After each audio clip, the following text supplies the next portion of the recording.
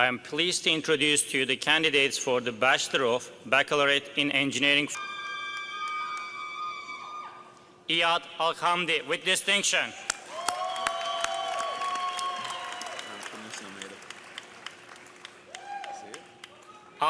Address.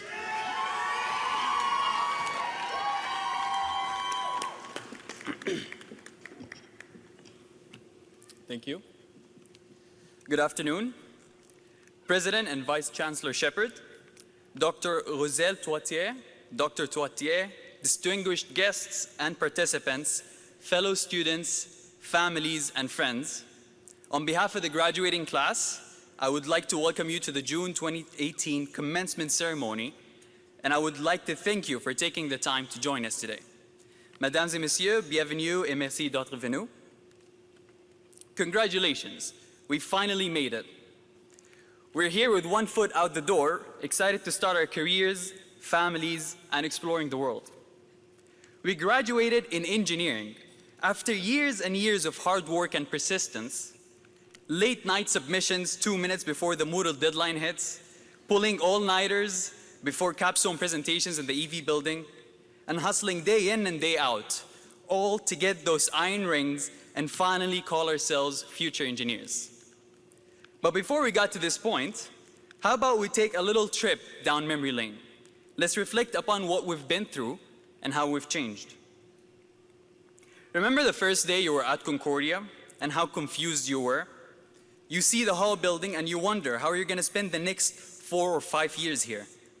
You cross the street to the library building. You're excited but also overwhelmed that this is where you will do most of your studies and this is where you're going to smuggle coffee past the security guard. You go to the Berks office to get your student ID, not knowing that it's at that moment, it's that picture that marked the beginning of your Concordia life. You sat there in front of the blue screen and your student ID is out from that printer. You're excited and officially a Concordia engineering student. You think about the next years, what experiences you're going to face. You walk around and you envy JMSB students for their building, and you'll continue walking to your first class, ENGR 201. That's where you meet your first study buddy. And that's where you first hear about these engineering rings and you think how far that's going to be and how you would be a totally different person by then. For the rest of the years, we start learning more about ourselves. We start knowing more of what we want our careers to be. And we start partaking in associations, clubs, competitions, and we meet professionals and students from all over the world. Now I want you to do something with me when you get home. I want you to take out your first student ID, and I want you to look at the photos and look at the scratches and the faded words. I'm sure you used to take it out whenever you had an exam to take or whenever you wanted to print something from the Concordia library. But really, I want you to actually look at the picture of who you were 4 or 5 years ago. I can tell you I wasn't so proud of my first picture and I always tried to find an excuse not to show it. But now I look at it and I realize that that person had no experiences. He was a kid. He came directly from his parents' house and his only focus was to get the highest marks possible. But looking at it now, I learned an important lesson. I learned that we are not defined by our GPAs or by tests, certifications, or how many competitions we won, but we're defined by our experiences. So think that friend you met who invited you to your first house party, or that professor that influenced you into a career decision, or even that elective that motivated you to change majors in your first year. I personally participated with many associations, and I ended up meeting my fiancée through one of them.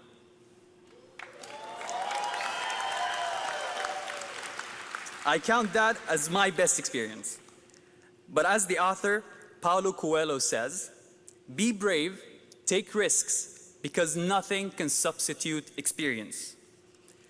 Look back at the picture of your ID and think of how much you've grown.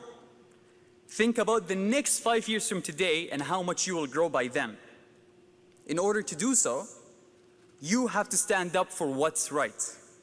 You have to make sure that you're not just agreeing with everyone for the sake of agreeing. Make sure that you always make your voice heard. because that's how you grow and that's how you learn. In engineering, they always teach us. They always teach us that the goal is to only have an enhanced ability to always come up with solutions. So know that whatever challenges you will face in your future, be that a new job, starting your own company, moving to a new country, or even moving back to your own country, you have been taught to always be prepared. Concordia has profoundly changed who we are, and just as you're excited to leave here today, know this: despite the many challenges you faced and the many, many more to come, being here today is a true testament of your potential to succeed. Thank you to the faculty for assisting us through office hours and guidance. And of course, thank you to the parents for their constant support and motivation. And thank you to all of those in the background for simply making this journey worthwhile. Even though we look back at those first days with the unknown on the horizon, we knew that Concordia would always be with us. And although you are leaving Concordia today, Concordia will always be a part of you. Thank you and congratulations. Félicitations.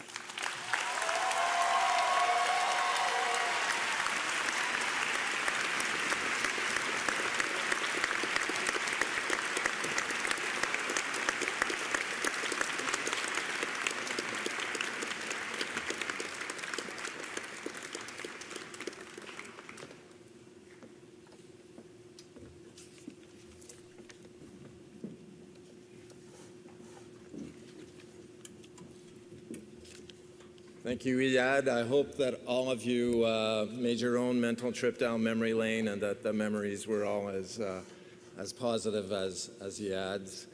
I also like the solutions-oriented, complete preparedness part of the message. That's great values from our Faculty of Engineering and Computer Science.